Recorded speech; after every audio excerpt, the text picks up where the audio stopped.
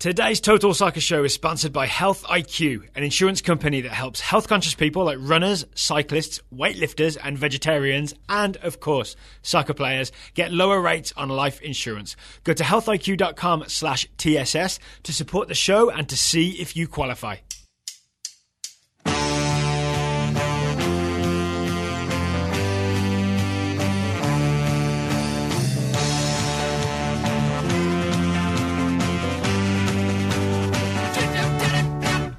Hello and welcome to the Total Soccer Show. My name is Daryl Grove and I'm joined by a man who suddenly has plans for Saturday, June 9th. It's Taylor Rockwell. Hello. Hello. I wasn't sure if it was going to be is worth 8 figures or something French related. Oh, we'll talk 8 figures towards the end of today's show. So the French Football Federation announced, or at least tweeted, which I guess means announced in 2017, that they have a series of pre-World Cup friendlies, and one of those friendlies is June 9th against a team called États-Unis. That would be us. I'm pretty sure is United States. Correct. That was followed by several different U.S. soccer journalists or journalists in the United States who cover soccer tweeting out, it's not official yet, but it looks like it's going to happen. Which France seemed confident. Which seems like those journalists were like, wait a minute, and called their contact at U.S. Soccer. And U.S. Soccer was like, oh, we haven't released an announcement yet because it's not official. But yeah, we're going to do that. So this is, I've been consistently frustrated with US Soccer being second to announce friendlies. It seems like the other team, whether home or away, is always first to announce that this game is happening. And I don't know why US Soccer is so slow on this stuff.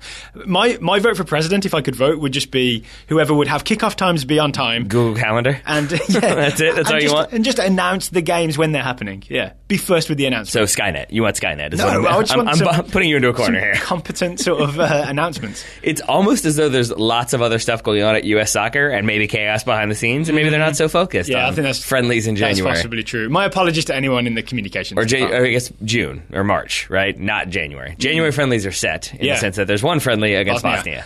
So the other thing is that this is June 9th, and France's other friendly, a few days earlier, June 1st, is against Italy. Which means that everyone's dream of the NIT tournament, which I think that everyone was hoping was Italy, Netherlands, USA, Chile, maybe with the top 4, can't really be happening because Italy are booked and now the United States are booked to play France. Yeah, but France did make the World Cup, so it's fine. They certainly did. We are the warm-up fodder, us in Italy. And I never wanted to be fodder. Right, and a few days earlier, May 28th, France are playing a confirmé, which I believe is pronounced horribly, but also means to be confirmed. Yep. What if that is Chile? It probably is. Yeah. it's probably one of those teams, yeah. That'd be my guess. Or the Netherlands. Yes. Yeah. So I think France has hijacked this NIT idea and said, how about you just all come and play us? Yeah. That I mean, it works. You get what you can. I think it's credit to France. So I must say, obviously, I was sort of on record hard as being against the NIT tournament. I also didn't think it was necessarily a possibility because why would the Netherlands and Italy come all the way over here when they don't have to? Right. But I am in favour of playing a team like France, right? Especially as we begin rebuilding the US national team. We may have a permanent new coach, or we may not by that point. But still, again, the players I'm excited about, the McKennies, the Adams, the Gonzalezes. I wish there were multiples of them. They're on. We get to play against France in a World Cup warm-up game. That's a big test. I like it. Yeah. I want it to be that warm-up games count as official FIFA games, so then we can get some players cap-tied. Yes, because those rumors about Jonathan Gonzalez are still out there, and I think it's mostly wishful thinking on the part of Mexican journalists, but even so, I don't like seeing it. I mean, if you're watching him play in Liga MX, you're watching Jonathan Gonzalez play for Monterrey, who, by the way, the first leg of the final is tonight, 9 p.m. Eastern. It's on Univision Deportes. You're watching him play, and you know he could play for Mexico, he could play for the US. Why not, if you're a Mexican journalist or federation member or anyone, why not push as hard as you can for him to play for your team, which has a World Cup coming? So you can kind of dangle that very tasty carrot in front of Jonathan Gonzalez and try and get him to switch. We've just got to hope that he doesn't want to. We do. Yeah. And I think he said he's committed. That's the important. He said he's committed to the US. Yes. Yeah. But if maybe Juan Carlos Osorio was like, hey, we have, an open spot at defensive midfield. Maybe Rafa Marquez looks a little bit older. How do you feel about learning 50 new formations? Yeah. We'll only use half of them per game. Yes. I don't know how I feel about this anymore. I don't like it. Worth noting as well, I said we'd talk about this later, but I guess we'll talk about it now. Matt Doyle, not really a transfer rumorer, transfer rumor mongerer. He tweeted last night that I've forgotten the phrasing, but it was... Have heard from multiple connected folks that there are big teams lining up 8-figure bids for Gonzalez this winter. I had the tweet in front of me. Good stuff. Yeah. Good stuff. So 8-figure bid to me means at least 10 million, I assume. Correct. Yeah? I'm assuming he's not including decimal points. Yeah. So, well, I mean, okay, so this is wild speculation. Obviously, Matt Doyle doesn't want to reveal his sources because might have been said. See, now I'm concerned. What if it is like $100,000 and 35 cents? Well, that puts him more within range for a lot of teams. That's true. But I can see, like, impressing in Liga MX could lead to a $10 million bid, right? I want to say La Liga. I think that might be a good spot for him. I mean, Spanish-speaking. I think it's a weird thing that like I am doing where I have this mental block in my head where I think American player playing in North America means he's going for like MLS money, and you forget that What's MLS money? 5 million. Yeah, I mean, but you know what I mean? Like those are the prices you tend to see. How much do we pay for Clint Dempsey? We'll give you that. Yeah, and it's a weird. I'm saying it's a weird block because, as we've talked about previously, there is this kind of established pipeline of Liga MX players going to Europe, specifically the Netherlands, to Portugal, and to Spain. So to Benfica, to Porto, to kind of PSV. PSV especially, yeah. So that could be maybe where Jonathan Gonzalez... I mean, if that happens, actually I'd be sad because Jonathan Gonzalez right now is my window into Liga MX. Yeah. I've been really enjoying watching these Monterrey games. I'll watch tonight. I hope we'll talk about the game tomorrow maybe. It's Monterrey Tigres in the first leg of the final. We definitely will. I think the way I'm choosing to see it is like if he moves, that means somebody wants him and wants to utilize his talents, so that's good. Yeah, but it also is a reminder that there are lots of other young Americans and very exciting players, period, just playing in Liga MX, and it's always worth keeping an eye on our league to the south. Right, but I'd have to find a new way in if Gonzalez moves. But I mean, there are several other Americans down there. That's true, but are they as good as him? They're Probably not. Are they, right? But at least then maybe I would have a reason to watch Benfica or Porto or PSV or some other Dutch team. These are that would facts. be interesting as well. Yeah, or a Spanish team. It'd be nice to see him at like a larger Spanish club and getting minutes there. How about Wolves? No. I always bring this up, but how about Wolves? How about not? If Wolves are a promoted team next summer, they'll be looking to, sign some talent to bolster their midfield. If anyone has eyes on Jonathan Gonzalez, they might see him as a guy that could help us out in the Premier League next year. The only thing I've just realised is that Doyle's tweet said this winter, meaning it's a January transfer when Wolves won't already be up. And a work permit's hard to get in England. This is true and as he well. has 0 international caps. This is also true. Is like the special player dispensation clause? If you can prove that that this guy is super talented, then you get sort of special dispensation to sign him. Honestly, maybe some of if we can get someone at the the Home Office in England to subscribe to Adam Bell's scuffed newsletter, they can watch individual highlights of Jonathan Gonzalez. That might swing it. Stranger things have happened, Daryl Grove. I mean this sincerely though. I would not like that move to Wolverhampton, and that's weird because usually we'd be on very opposite sides of that debate. I know we would. But I usually like Americans going to the Premier League because it's the league I tend to watch. I think the issue for me is that it would be Wolverhampton, yes, getting promoted to the Premier League, but it is still, first of all, you're a newly promoted team. There's always pressure there, but it's also Wolverhampton with lots of money, with that sort of reputation now. And so I think there'd be even more pressure than just don't get relegated and it's a successful season. It's going to be more like, if and when they go up, it's going to be now we want to challenge for Europe or now we want to finish top half of the table. I think so. I've never known a Wolves team that wasn't in the Premier League and just praying to finish 17th. Yes, but that's because you haven't known a Wolves team that was owned by a Chinese billionaire. True. So that's part of it. So I just think like there's no... A Chinese billionaire investment group, excuse me. Sure. Not an individual. It might be an individual. I never know how these things work. But what I mean there is just that, so then there's going to be pressure for a lot of players to come in and be good, but there's also pressure to not get relegated. If you're struggling,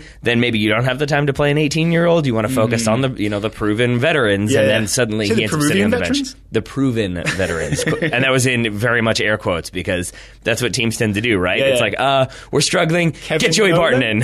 Yeah, exactly. Okay, so it's actually probably not Wolves. That's just wishful thinking on my part. You do this every time. I should have just been happy that we got Ruben Neves. Yes. Right? What if it's an actual... Or Helder Costa. It's an actual Premier League team in January. I'm putting you on the spot here because we haven't sort of thought about this before.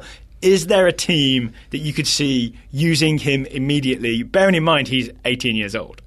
I mean, looking around the league, like, not in terms of a place where it seems like he would be able to fit in right away. Yeah, it would be a battle, right? It would be like, we're signing you now and we'll maybe ease you in. I can't see a team saying, yeah, straight in there. No, Except Swansea, who look terrible. Yeah, exactly. Again, that's what I wouldn't want to see. West Ham, maybe? Well, I really think if you talk about like what we have identified as like the things that we love the most. It's the way he sort of positions himself, blocking off angles, blocking off passing lanes, always adjusting. Yeah. And that feels very Klopp, David Wagner to me. Not Wagner, David Wagner. That's sort of like So adjust Danny yourself, Williams out, always moving. Jonathan Gonzalez I don't like in. that. So let's just go ahead and put him in as a defensive midfielder for Liverpool. Okay. Except they've already kind of signed that guy Naby Keita, so maybe not. Yeah. Yes. All right, maybe we'll speculate more on this. So I've just realised that January is not that far away. This could be an actual thing within 30 days. Yeah. Oh my gosh, I didn't even think about that. Yeah, January's coming soon. 2018's coming soon. Watch this space, by which I mean keep listening to the Total Soccer Liverpool, Show. please don't sign him. Please don't do this. If they were to get him and love Christian him at Pulisic, Liverpool. well, I would. I mean, that's the thing. because you're a Man United fan. Exactly, Yeah. because I think they're already obviously a very exciting attacking side. You get Naby Keita in there and Jonathan Gonzalez and maybe at a centre back. Suddenly, that's a very, very, very, very good team. I'd like to see Jonathan Gonzalez at any team that has a number one in their formation, meaning like a team that plays 4-1-4-1, so he can be the actual sole dedicated defensive midfielder, which is how I like to say it. I think that is the way for Jonathan Gonzalez to go. There we go. Yeah. All right. Okay, so yeah, watch this space, as I said. Today, after all our US national team chat and Jonathan Gonzalez chat, we have 1, 2, 3, 4, 5, 6, 7 listener questions to answer. They cover a big range of topics. Where would you like to start, Taylor? I would like to start with Ethan Fletcher. Okay. So I was What amused. does he want to know? He wants to know. I think it's he wants to know. So I was amused when listening recently. He wants us to know his observation. And Daryl referred to someone, I think with some sarcasm, as a want-away player. I don't remember saying that, but it definitely sounds like me. Because I don't like that phrase, want away. Really? Yeah. Because I think it was used in like a very like brief, like, oh yeah, and you want to get rid of the one-way players. Like just like I could see you kind of throwing it in there at the very end. All right, so we'll take Ethan Fletcher at his word that I said that. Ethan says, I always roll my eyes when I see that made-up word used. I'm guessing to squeeze more information into a short headline. My question is, are there any other soccer writing specific words or phrases that particularly annoy or amuse you? Yes, is the answer. Yes, is the answer. I have so many. I know you do. I have so many. I know you do. And it's not so much the actual phrases themselves that annoy me. It's kind of the overuse of a phrase to the point where they lose all meaning, if that makes sense. So I've made a quick list of phrases. I was kind of excited for Ethan's question. So the worst ones for me are like what were once like cute or clever phrases the first time they're used and they describe an actual thing, then become overused and they get used by people who are essentially bad writers just because they think that's good writing because they've seen that phrase a lot and they don't even think about what the term means anymore. Does that make sense? Yeah, I think because it becomes a crutch, right? It's like it's the easiest way. Lazy writers using a crutch. Yeah, because a shortcut to pretend you know soccer when all you really know is this list of phrases that you think are the stock phrases. Well, it's that, but I also think there's certain things that like you don't want to say scored a goal over and over and over again. So you want to use different phrases and words so that it doesn't sound repetitive. But then you use the repetitive ones anyway. You exactly, say fired home or all that kind of and you stuff. don't actually go out and like look up your own stuff or try to find different ways to write it. Some new ones. Yeah, here's the thing I wrote down because it's the thing I really want to get across. There are so many words in the English language, so many phrases, so many idioms. You can use them. You don't have to use the ones that have gone before. You can write your own new phrase to describe something, right? And so the best thing to me is to have an actual understanding of what you're describing and how soccer works, and then use words to describe that, instead of not really understanding what's happening, but thinking there's a phrase that you need to use to pretend you know what's happening. And the key phrase to me, and I'm sure you knew this one was coming, is well-organised defence. Yep. I think we say that phrase sarcastically on the show. We do. A lot. Well-organised defence means they haven't conceded a bunch of goals. I don't really know why, so I'm going to say they have a well-organised defence. Yes. And I also think part of that plays into mine, which is kind of like lazy analysis that is oftentimes rooted in stereotypes. So you will hear well-organized defense a lot of times about Germany, for example. And it's that sort of like Germany is like disciplined and well-organized. Brazil, free-flowing attacking soccer. Oh, any Samba sort of, roots, all any that. national stereotypes are really... They're not quite offensive, but they're very, very lazy. It's on that line, yeah. Italy, like passionate, defensively disciplined, all of those sort of like just things that like Irish are always plucky. Like there's just those things in there that it sort of is like you didn't really want to look at the team, and I think that's the key point there. Is like it's trying to write a quick preview of a team or preview of a competition, and so you're sort of like Germany can never write them off. They're always going to be disciplined. Not sure who their striker is going to be, but in the end, you know they're always going to be involved. Like it's a really exactly. It's just really lazy structure. You use the word looking. I would say one of the phrases looking to be. Oh my god, will be looking. So I hate it so much. Daryl. Romelu Lukaku will be be looking to score in the Manchester derby. Of course he will. Of course he will. You don't need to write that. This is one of the only ones that makes me audibly sigh when I see it, because it's such a... I don't even know it's not even laziness, it's just dumb. It's just like, he'll be looking, they're going to be looking to win the tournament. Yeah. Like, I'll be looking to not miss lunch today. Exactly. It's just, again, it's filler. It's a way when you don't know what else to say, they're going to be looking to have a good game today. No one is ever looking to have a bad game unless they've bet against themselves, and that is a very different story. Have you got any phrases? I feel like I've kind of taken over with my list of phrases. What do you have written down? I mean, you've hit upon a couple of mine. I'll say you actually have already used one of mine today, which is when you do a little bit of a list. Should I hang my head in shame? No, but it's when you pluralize a player to list. The McKennies, the Adams, the Gonzalez's. I hated myself for doing it at the time. Yep. And it's what people do when they basically can't think of other players to list, and but they don't want to just say, like, it will be good for Weston McKennie and Jonathan Gonzalez. Yeah. So you stretch it out a little bit by saying the Gonzalez's and McKennies of the world. It's like, oh, you mean them and their siblings? To be fair, I didn't say of the world. Yes, which I know. It's almost a saving grace. I added that in there so it made you better. There you go. I was looking out for it. Okay, another one I don't like, plied his trade. I know. So this goes back to... I feel like that's a shot over my bow. I don't know when this started, right? Yeah. But the first person who talked about a soccer player, probably in England, talk about a footballer plying his trade for a team or a different team. It's a cute phrase, right? Because it equates, it makes football like a working class sport, which it kind of was or is, and it sort of has a parallel with, plying your trade, like you're a carpenter or something like that, right? Like an actual trade that you go and ply somewhere. That's a clever phrase the first time it's used. But when it starts getting just like constantly used as in like to talk about a transfer, like he's going to apply his trade for Bolton, you know what I mean? Like taking my talents to, you know what I mean? It just, once it gets overused like that, it's divorced from its original cuteness, and it just becomes one of those like stock phrases that you drop in when you don't want to say played for. Yeah, and I think this goes with what you're talking about, but like the way Russell Brand delivers jokes, which is like very verbose and overly wordy to make it even like that much more comical, when that is sort of like an intentional thing, it can become funny. Yes. But when it becomes just the way you write, and I say this specifically because I think I used to use like elected to as a kind of funny way to be like, he elected to miss the shot. Yeah. But it became my crutch, and I think when you were my editor, you were like, it doesn't always have to be elected to. He missed the shot. Because I used it all the time. And I think that any time you start to use that filler to make it longer or just to kind of stretch it out or to make it sound different, you end up using it the same, like all the time, and you'll start to see those words and phrases, the ones that we've already talked about, as well as elected to, thrown in there just to kind of make it sound more official. I would go all in with plied his trade if it was sort of an extended metaphor. If it was like he plied his trade and chiseled away at the defense and laid the foundations for a you know what I mean? Like, I feel like if people actually if you took it further and extended it, then it's kind of interesting because you've like used a rhetorical trick that's interesting. But if you just like drop it in there because you have run out of ways to say plays for, then I'm angry at you. Yep. I've got... This one is more like a managerial thing, but the did not deserve to lose. Like... Because I know there are instances in which teams like absolutely deserve to lose, but generally speaking, it's like sometimes my wife and I will get into an argument and she's like, look, I'm not trying to fight.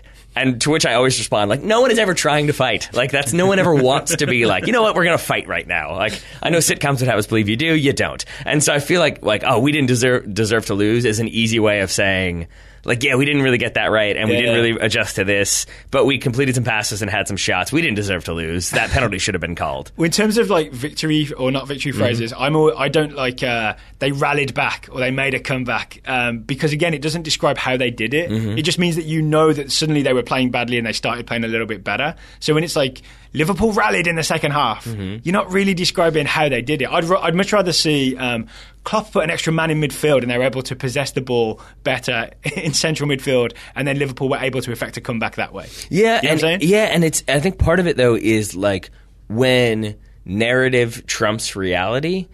And that can be like, and I mean that in the sense of like things can be two things. And if you look at, say, Iceland and their successes in the Euros, why do we have to talk about that? Because because I'm not specifically talking about like the England game, although now I am.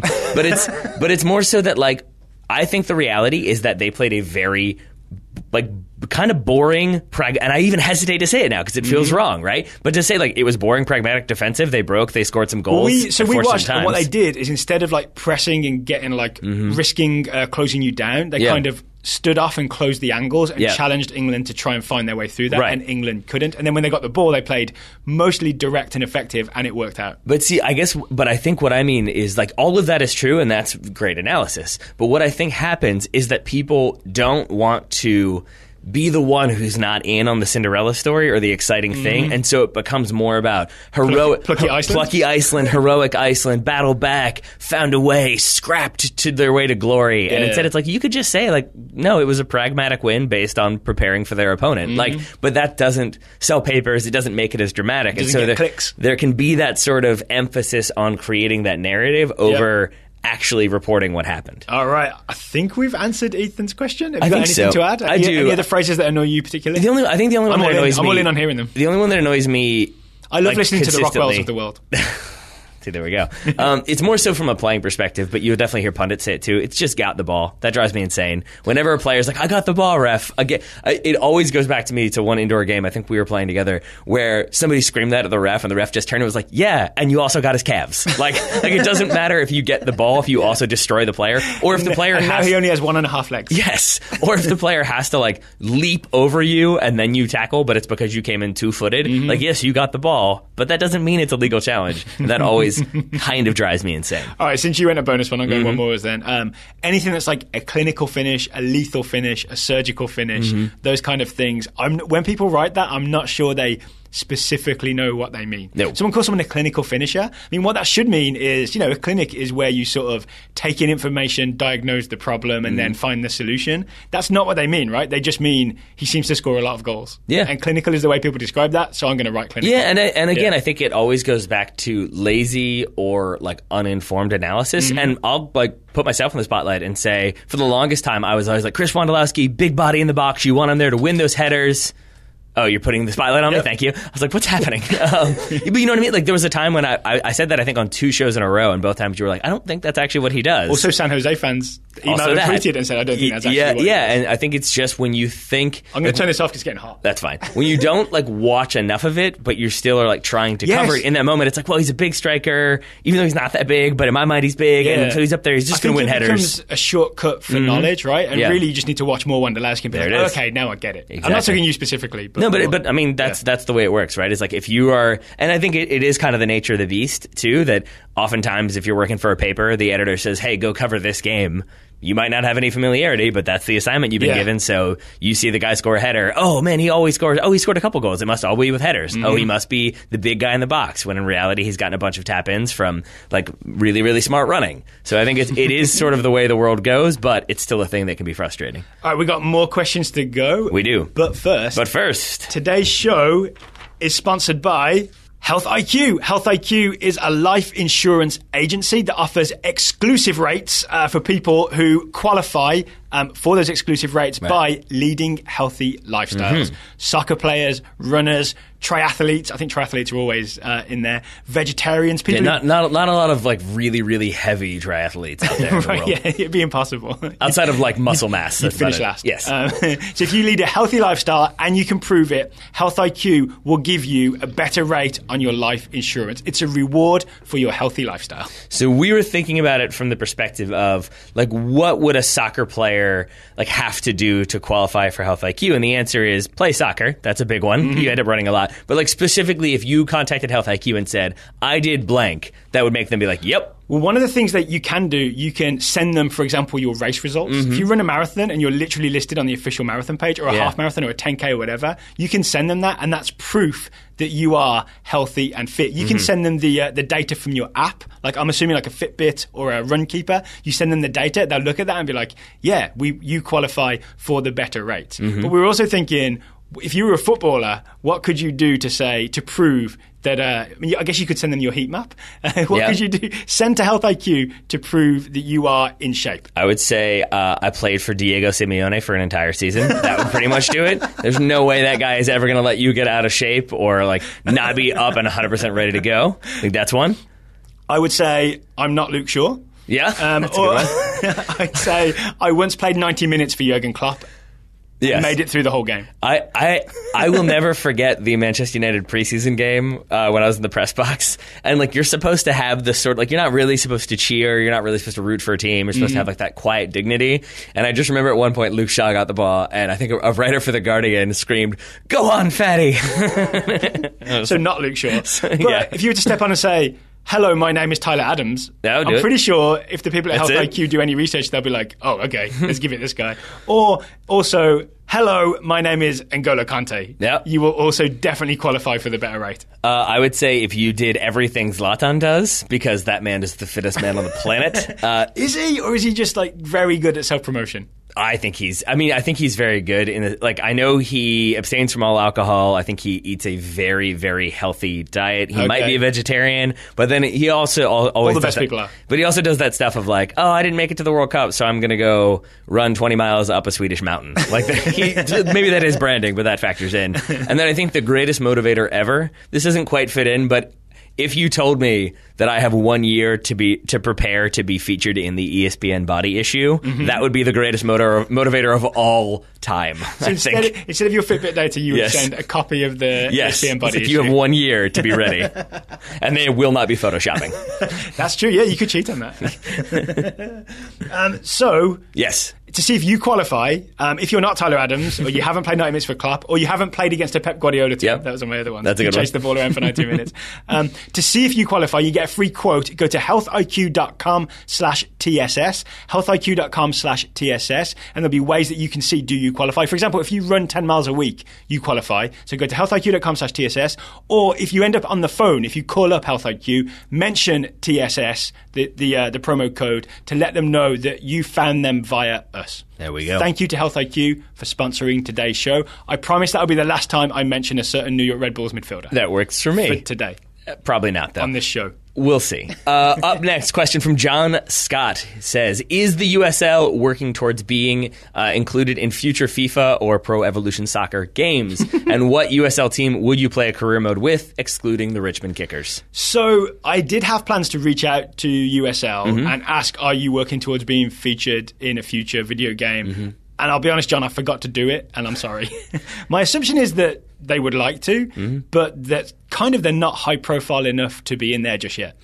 I think it's about priorities, and I have to believe that right now they're like in a time when there is always fluctuation as to who's going to be in the league. Is this team going to remain stable? I didn't think of it that way. They're probably not like, okay, let's get our glamour shots out there and make sure everybody has their profile photo taken so we can be featured. I think it's more about running the day-to-day operations. That said, I think there are especially if you play on your computer, there are definitely like hacks and patches that you can download and install that will allow you. So someone will have done that and let you play. Someone got like a ProRel hack. See, I think that's what it requires is that you have to then it requires FIFA to change the system, because then it would be weird. You can't do a career mode right now, because if you joined a USL team, the best you could do is keep applying for expansion. Yeah, exactly. Yeah, right. That's a whole separate part of it. It's like it's a separate video game. You have to go meet with Don Garber and dance in front of him. You still make sure you prepare your Wasn't there a dance game where you have to sort of step on the mat? Yeah. So they link it with the Dance Revolution game to go with Pro Evolution Soccer as you attempt to get an MLS expansion franchise. God, that's the worst game ever. It's the worst game ever. So I think you can download that, but again, I think that's part of the problem is that you then have to change the structure of it. And then I think just from a logistical standpoint, yes, you can get your roster updates when Man United promote a player from their youth team or when Man City signs somebody in January. But USL is very fluid. It's very loan heavy, and you've got a lot. Yeah, you've got a lot of the loans coming in. The Richmond Kickers, the MS affiliate stuff. There's the MLS2 stuff. Richmond Kickers last season had 5 different goalkeepers in five straight games. Yep. So you can have that where suddenly it's we don't even know who's in there. Andrew Dykstra. Yeah, and I think that can be part of the problem as well. So. And I know that these are nitpicking, but when you add them all together, it's basically that there's just so many sort of little obstacles that they become one big obstacle. You know what else is fluid is Division 2 and 3 sanctioning. Yep. So if the EA Sports people are looking at this being okay, what's the second tier in the United States? And then the other thing is, last year if you'd done it, if you have USL, you kind of have to also do NASL, right? Because they're co-Division 2 sanctioned. So it's kind of, and all that is still fluid. It forces you to take a stand, Yeah, well, it forces you to put something down on digital record that could be not true soon after, right? Like Serie B or the English Championship will always be the second tier for the foreseeable future. USL and NASL, it's a bit more fluid, so it's tougher to navigate. Yeah, and I think at the end of the day, it comes down to, like, I really do think this, it comes down to how much of a headache are you causing the people at EA Sports. And they have plenty of headaches of their own. If you're a gamer, you're aware of what they've done. They have to change the menu. So I don't know how it works, but I assume you select Premier League, and then you press down and it goes Championship, and you press down and it goes League One. I'm not sure how deep it goes. There's the League Two. English soccer, okay. But for MLS, for the US soccer, quote pyramid, if you click MLS, you click down, do you then open up a sub-menu where you have to click across and choose USL or NASL? Yeah. You know what I'm saying? It's complicated. It forces you to take a stand. You include NPSL in there too. Then it's I think basically, to your point about Serie B, it's like we can put Serie B in, it's fine. Whereas now we have to make a choice. Are we choosing an ASL? Is that a political statement? Is that going to alienate people? You know what? We're leaving it alone. Right. What I do think is going to happen based on the drama with EA Sports lately is that if they were going to do it, they would make it like it's like an in-game purchase. Like, oh, you want to play with the USL franchise? Well, you have to give $20. Oh, EA Sports. Okay, let's answer the second part of John's question. Sure. What USL team would you play a career mode with? Excluding Richmond Kickers. If you hadn't put that, I definitely would do it with Richmond Kickers because I'd love to see how far I could take the Kickers. Like, what would happen if we played a different formation? That kind of stuff. It might come locked in as a 4-2-3-1. It probably would. Yeah, you have to keep people there. You're not allowed to move it. So, what team would you choose who aren't the Richmond Rochester? Restore them to their glory days. Wow. Yeah, keep them afloat. All right. Play on a limited budget. I feel like because there is that thing where sometimes there's a big gap between one level setting and the other level setting. So if you go from like pro to world class or whatever, that can be a bit much. So if you just like challenge yourself to play with a lower level team where you don't have as much money, your budget is limited, so you have to kind of find talent where you can and make it work.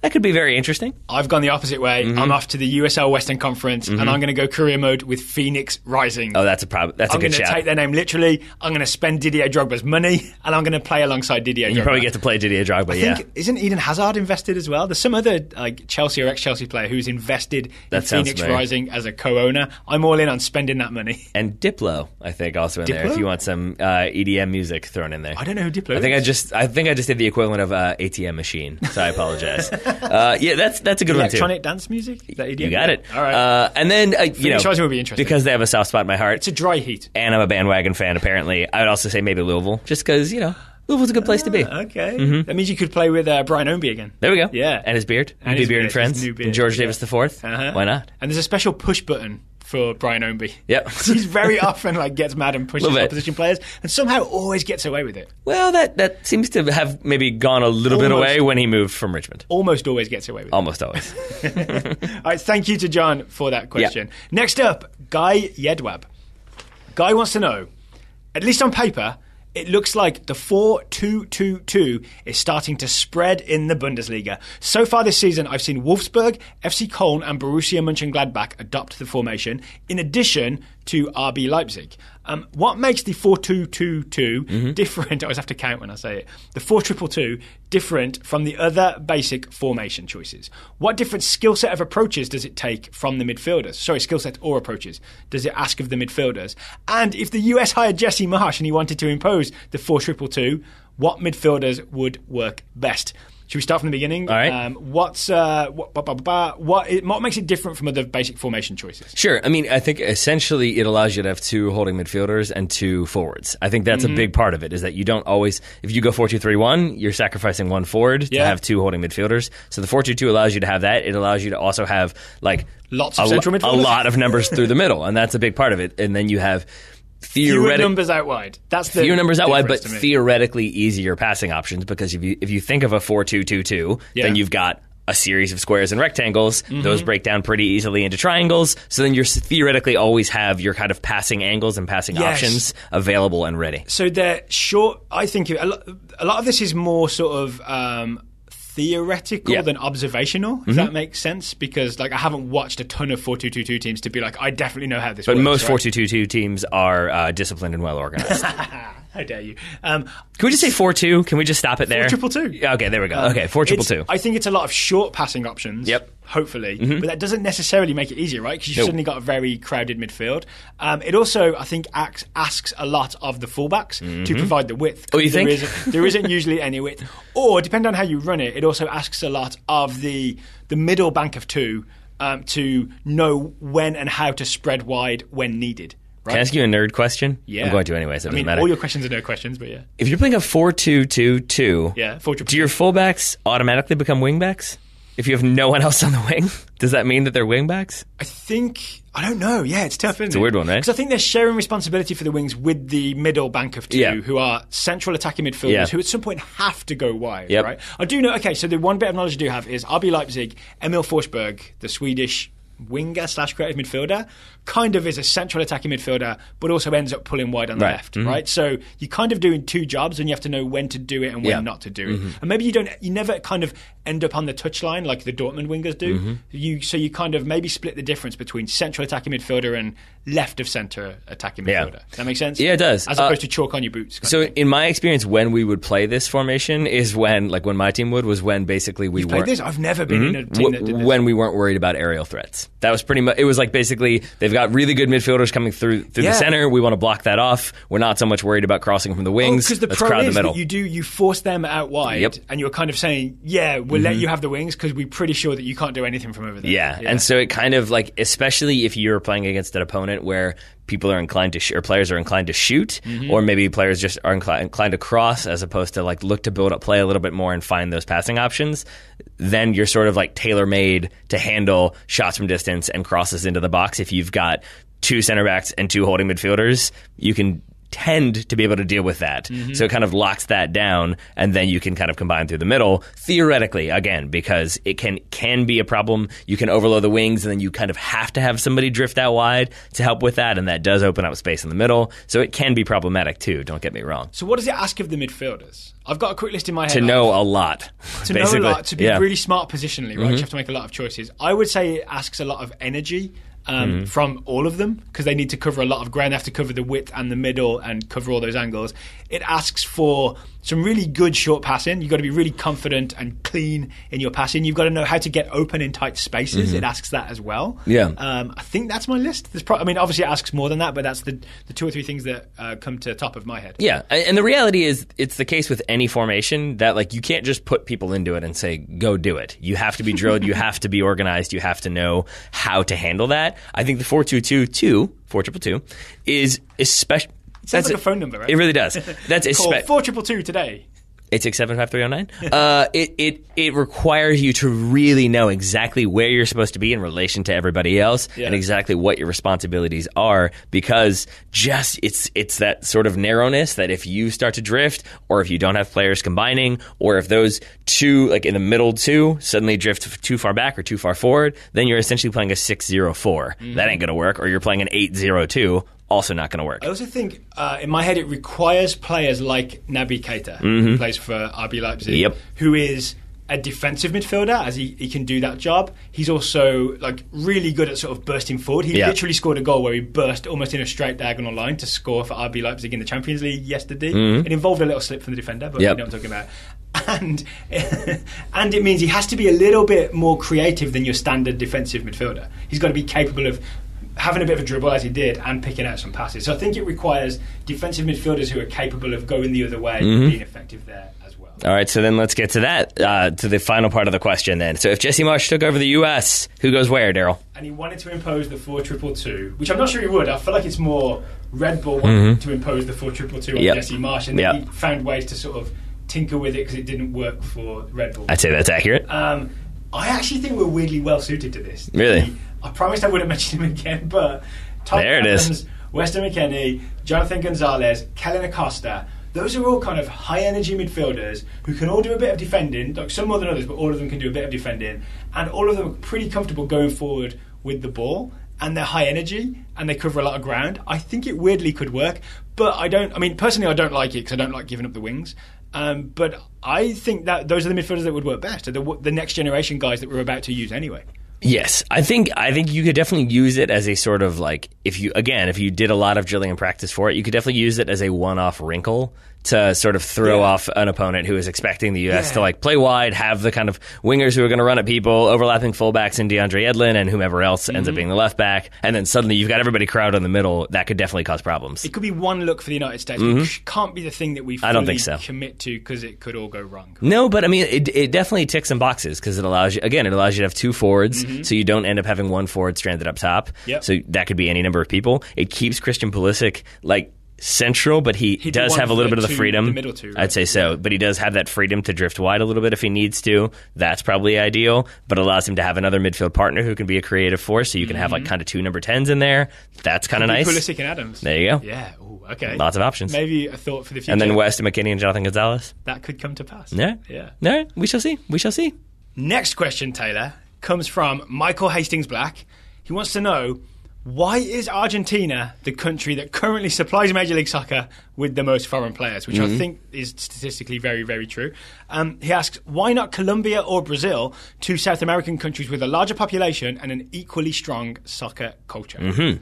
My sort of long but short answer is that back when Major League Soccer were looking for value buys or players that they could get for maybe DP money or a little bit beneath that, it made sense to look at like the two South American powers.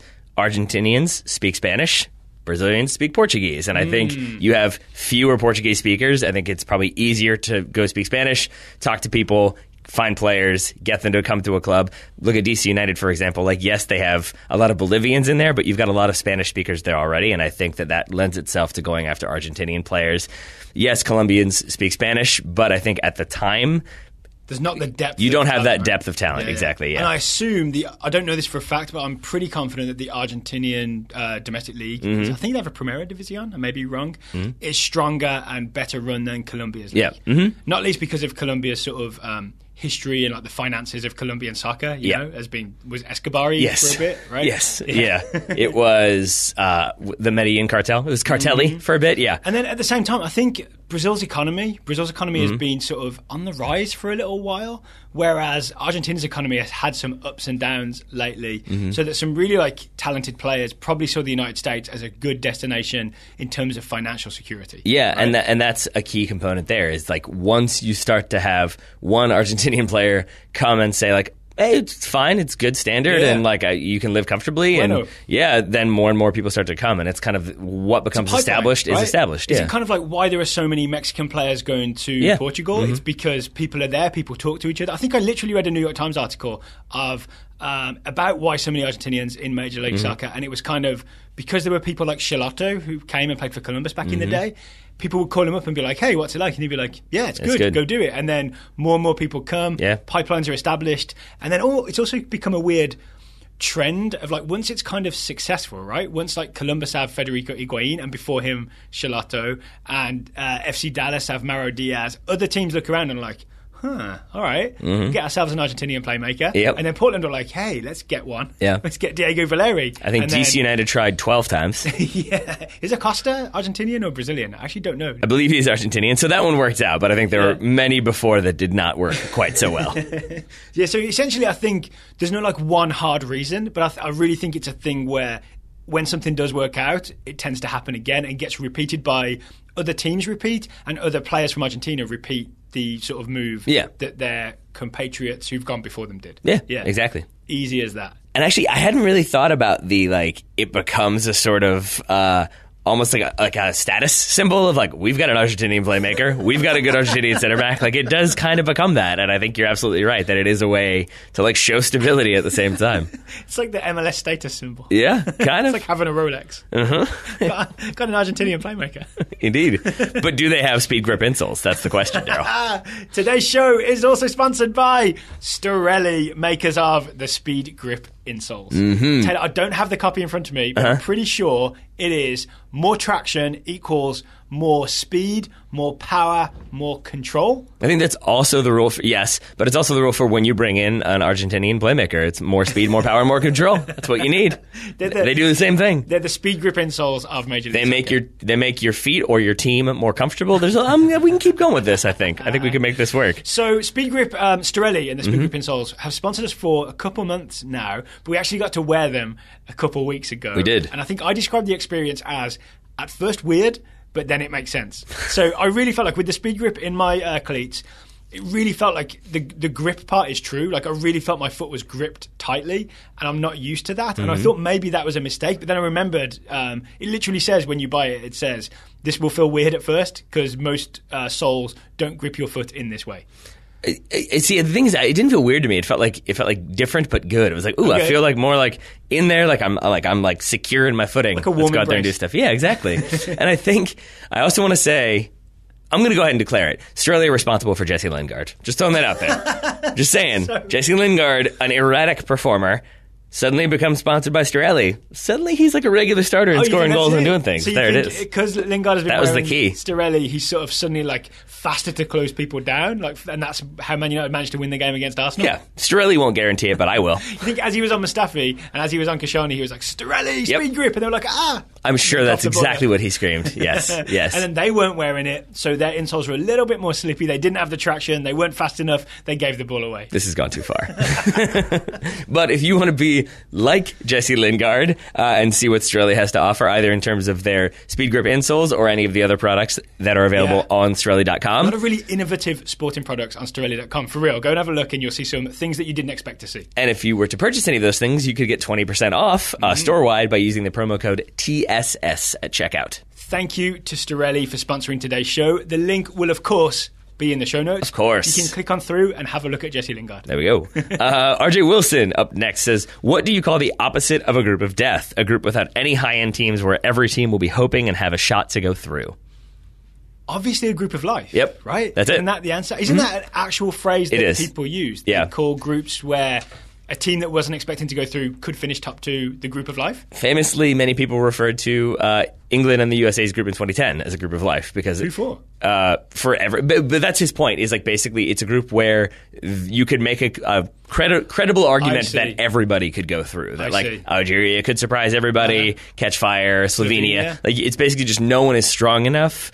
Or you have the situations like I think Portugal in 2006 had one where it was just like, oh, they're going to win this group without losing a game, and that's exactly what they did. But it doesn't necessarily refer to the big team, right? It refers to the smaller team getting through, like sneaking through to the round of 16. Yes, but you do have some other ones aside from group of life. In 1986, World Cup Group F, through the first 4 games, there were only 2 goals scored. That was the group of sleep. I also, many financial writers pointed out that in the 2012 Euros, there was a possibility that some combination of Italy, Ireland, Spain, Greece, and Portugal could theoretically a group of pigs, group of debt was the other one. So I was thinking of, for some reason, it was like Portugal, Ireland, Greece, and Spain. Yep, you got it. But I think they were like not in the right pots. And the final one, a little bit more positive. You'll see this. Not oftentimes, but occasionally in the Champions League, you'll get the group of champions, where you'll have 4 teams that have all won the Champions League or the European Cup, different iterations thereof, in one group. All right. So, group of life. RJ, I hope that answers your question. Up next, Shane Carlson wants to know... Okay, this is a long question, but it's worth it for the details, okay? Shane says... We may end up in a rant. In the United States, there are 4 berths available for teams to qualify for the CONCACAF Champions League. Checks out so far. 3 of these berths are reserved for MLS teams only, while smaller clubs like USL and NASL teams only have the possibility to qualify for the Champions League through winning the US Open Cup. In other leagues, clubs have the possibility of gaining promotion to the First Division, therefore making it possible to earn a place in their respective continental competition. I might take issue with that, therefore. So my question to you is, why haven't non-MLS teams made more of a fuss about this? And what ideas do you have for an alternative method of qualification in our unique soccer, quote, pyramid? So basically, with no pro rel, why aren't teams upset that they can't sort of get promoted to the First Division and then go to the Continental competition, CONCACAF Champions League? And do we have any ideas to fix it? Yeah. I would say, first of all, the CONCACAF Champions League is not the Champions League. And I think you can see that it's not the UEFA Champions League. No, and I think you can see that in the way MLS teams, like look at that competition, that sometimes they take it seriously. More often than not, it is sort of a distraction. Same thing for the U.S. Open Cup. You tend to see the sort of reserve teams played there, the experimental formations, experimental teams, because it's more about making the playoffs and going deep into those playoffs. So that's kind of the reason that teams aren't complaining about no path to the CONCACAF Champions League, is that it's not necessarily a place they want to go, not least because travel budget. That's right? a key thing. I'm thinking like the reason USL is in the Eastern Conference, Western Conference is because it makes sense for teams because they don't want to have to travel too far because it costs money to travel. If the Richmond Kickers got to the CONCACAF Champions League, they've suddenly got to go away to Costa Rica or Honduras or Mexico. Those are long trips with expensive hotel rooms. Like they might get some funding from the league to help out, but it is a massive sort of logistics and financial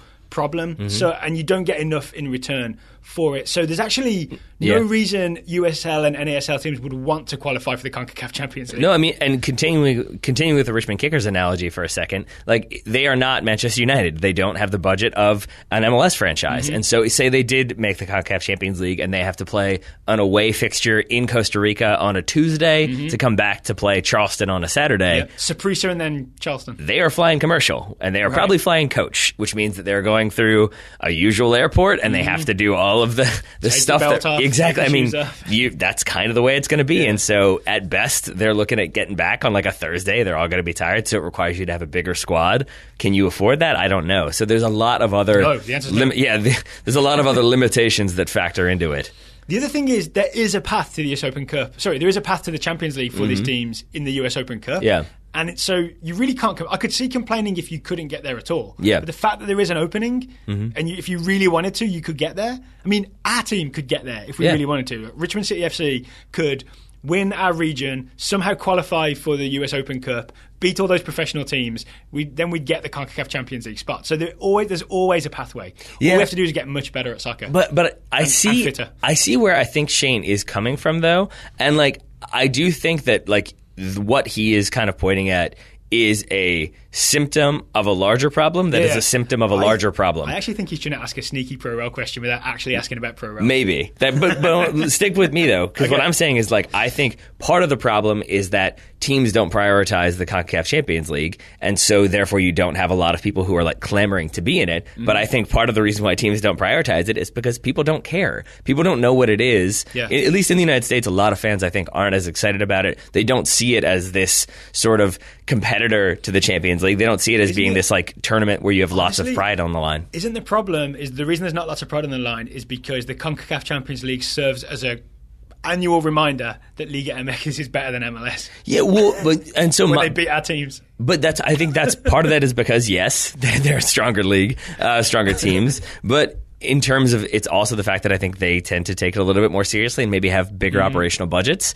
Like it makes me wonder if U.S. Soccer just needs to like try to rebrand it and rebrand U.S. Open Cup, rebrand CONCACAF Champions League as a thing. He's having a bit of a redo. I can't remember the details right now, but they are changing it up a bit. Yeah. I think to remove some of the smaller teams from smaller nations, I think like Jamaican teams, for example, will play in a sort of separate earlier tournament. So that it's sort of they try and get the more quality teams instead and change the schedule. I'll get the details on that closer to the time. There we go. So, but say they did then change it, people started to take like a really big interest in CONCACAF Champions League. One thing I think could be interesting is sort of like in CVSA, our local amateur adult league, where you have 8-9 divisions. Home of future CONCACAF Champions League champions. Obviously. You have the CVSA Cup, which is like the top tier cup for the top like 4 divisions or so, and you have the Copa Bruce, which is the tournament for everybody else. And I do think that you could do that. I think that is what CONCACAF are doing. Right, and but what I'm saying is that's what U.S. Soccer could do.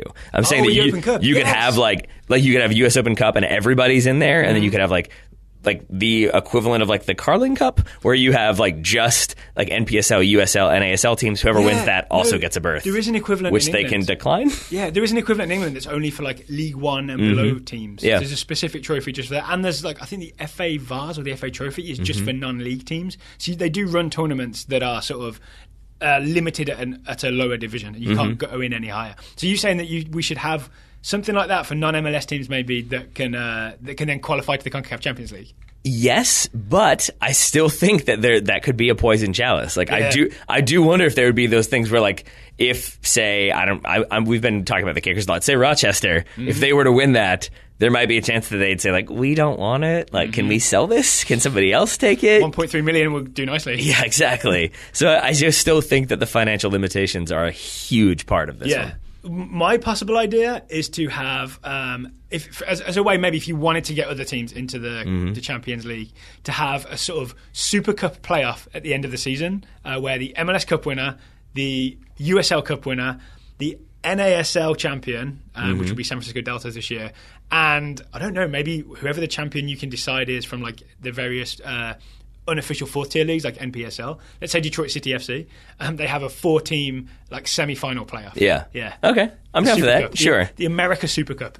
There we go. Yeah. My final thing, though, I want to say about this is, and I guess I'm taking us in like a slightly negative path, but I want to point out that like to Shane's, like the thing that I take issue with is the idea that like you can get promoted and then you can get to the Champions League. In Europe? Yeah, that doesn't happen. like it doesn't really happen that often that you see a promoted club make it into the Champions League. Right. The outlier would be Leicester City, I think, who did it after, yes, they get promoted.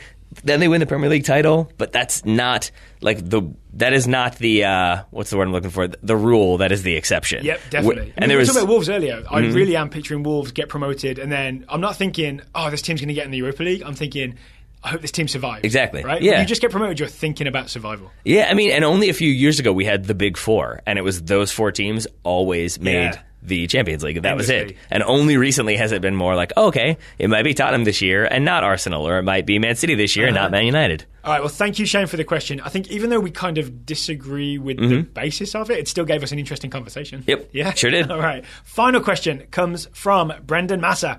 What it did remind me of is go support your local team, because they could use the ticket revenue and the buy a beer, buy a hot dog. They could use that too. Rochester suspended operations for 2018. Did you know that? I did not. Sort of, really? Rethink things and come back in 2019. Just saying it all coincides with when they got rid of Raging from their name. San Francisco Deltas basically folded after being NASL champions.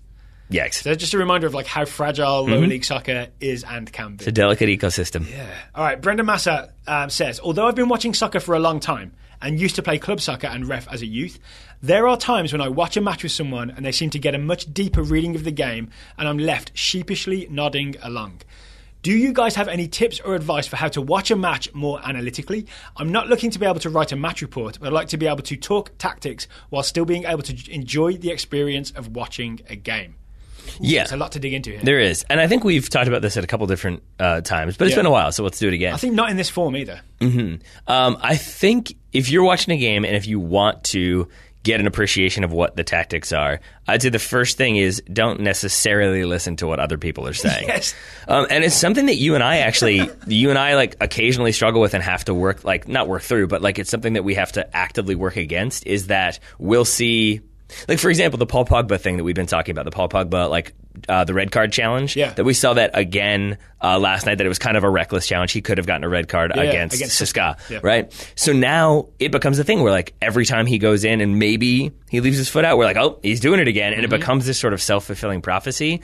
Whereas that might be one thing he does every now and then, like when he's kind of like out of control a little bit or off balance. But once you start to think you see a thing, you stick with that. And I think that can extend to soccer analysis, that if you see a guy you like play a ball 40 yards, that can stick in your head as like, oh, he's the guy who plays the ball 40 yards, even though he never does that. Right. So I think if you listen to a person who's railing on about this guy's the best at doing this, it can sort of leach into your brain and becomes like, oh, that's what that guy does, even if it's not what he does at all. Isn't it also, I may have the terminology wrong here, but like a sociological thing that we're sort of programmed to try and agree in groups. Yeah. So almost when someone's saying something, you almost want to believe them and agree with them. I don't know if it goes back to like some like early like tribe type thing where the tribe does better if everyone agrees.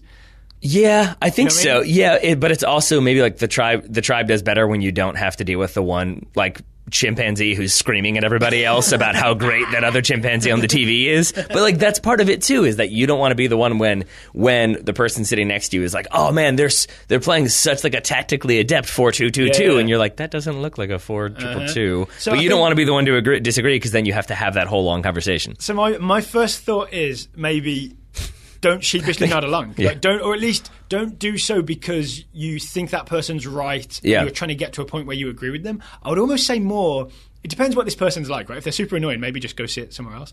But if they seem confident and they're not annoying, maybe just ask them questions. So like, oh, what? Like if they're saying, oh, that team's pressing, say like, oh, what? How are you seeing that? Like, what do you see that's telling you that? Yeah. You know, ask them follow-up questions. Could be they've got no content to back up what they're saying. It could all be hollow, or they could be like, well, watch this guy. Like when the centre back has the ball, this guy always like steps like 15 yards forward and gets in his face. Like they may actually be able to show you what they're seeing, or that you may find that they're full of marshmallows. And to go back to like what you and I do. I like full of marshmallows. So you can just invent new idioms and it works. It does work really well, and I knew exactly what you meant. But like that is another thing that we will do is you'll say like, ooh, I just saw him step to that. And then that's the thing, we're like, all right, let's see if that happens again. And if it happens again, maybe that's a pattern. Let's keep watching. Oh, now the other fullback is doing it too. Look for patterns. And that's the key thing is like, don't just don't to combine those two things. If Daryl says, oh, look at him stepping every time they're playing such high press, don't just accept that, but also watch and see if that does continue to be the case. In which case, like, oh, okay, that's interesting. That is a thing that happens though. We do this in studio. We'll watch games together and try and figure out as it's happening. And I'll say a thing, and you'll be like, are you sure? Like, has that just happened once or not? And we'll look for the pattern together, and like either it will be confirmed, and I'll be like, yeah, I was right, or it will be not confirmed, and it'll be like, oh, that was just a one-off, right? I am maybe to not put too much pride in being right. Yes, and a big thing, and I know this isn't quite what Brandon was asking. We'll get back to like the actual specifics of it, but I do want to say the thing that I am like constantly amazed by or sort of upset by is how my brain, and maybe everybody else has this too, but like how my brain will just remember a thing, like this is exactly how it happened, and when you watch it again, it's like, oh no, that's not it. And it can be a major thing, or it can be as much as you have a faulty photographic memory. I think so, but like I'll watch a thing, like when I'm doing my research to do the weekend review, I'm like, oh, he clearly like gestures, hey, like come towards me, and he's clearly directing traffic, and then like that will be in my head, he's definitely doing that, and I'll show you that clip, and it will be like, no, he just has his hand out. But scratching his ear. But like in my mind, it will go so far as to be like, oh no, you could see his fingers, like he's gesturing, come towards me, and he's just not doing that. But like, so your brain can kind of like misremember things in a way that then is like, oh, they're definitely doing this. And maybe the thing for Brendan to think is maybe that's what the loud person is doing and just imagining things. So yeah, ask them some questions. Yeah. All right, but okay, say that person's not there. Yep. And you're watching kind of, one of the things is the best thing is to maybe watch on your own or with someone else who's willing to concentrate as opposed to like yell at the TV. Yeah.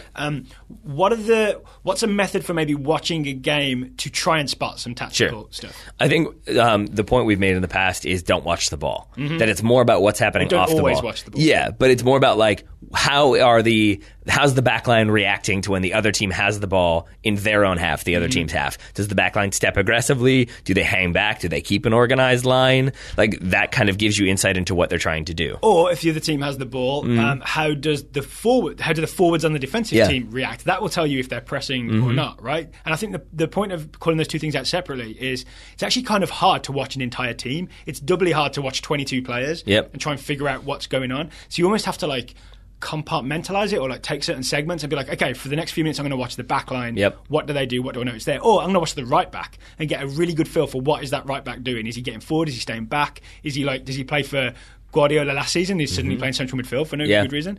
Like if basically focus on one specific player or area, figure out what's going on there, and then that then might have a domino effect to inform what else is happening. It absolutely does. And unless it's a crazy disorganized team. Well, there's that. But like two of my favorite players to watch to see what they're doing are strangely Luis Suarez and Jamie Vardy. And I think they're both very, very good about analyzing what the two center backs are doing and figuring out how to adjust to cause problems. And then, so say you have Luis Suarez and he is hanging out behind the two center backs. So now, how does Barca's midfield try to link up with Luis Suarez? What is Rakitic, for example, doing? So now you start watching him and you see, oh, he's actually like staying close to Iniesta. And then you have Messi come in, like that kind of, to your point, the domino effect, it informs, oh, everyone else is doing this to allow for this to happen, and it works. See, I think what we're both saying is you've got to start small, find something, and then build on top of that. Yeah, and like don't be nod along. And having just said that my brain can sometimes like make me think a certain thing has happened, don't be afraid to trust your brain. That if you see, I don't know, like a player like always staying wide or like just like standing on the touchline, be like, I wonder if he does that the whole time. I'm going to watch that. Like it's not just like that might be a one-off incident, but you should also pay attention and see if it continues to be the case because that informs things instincts too. Yep. Some games he really sticks to the touchline, I think because he's been instructed to, and some games he drifts inside, and it depends what position he's playing for Dortmund because they shift things around a lot. Yeah. Be interested to see what the next Dortmund coach does with him.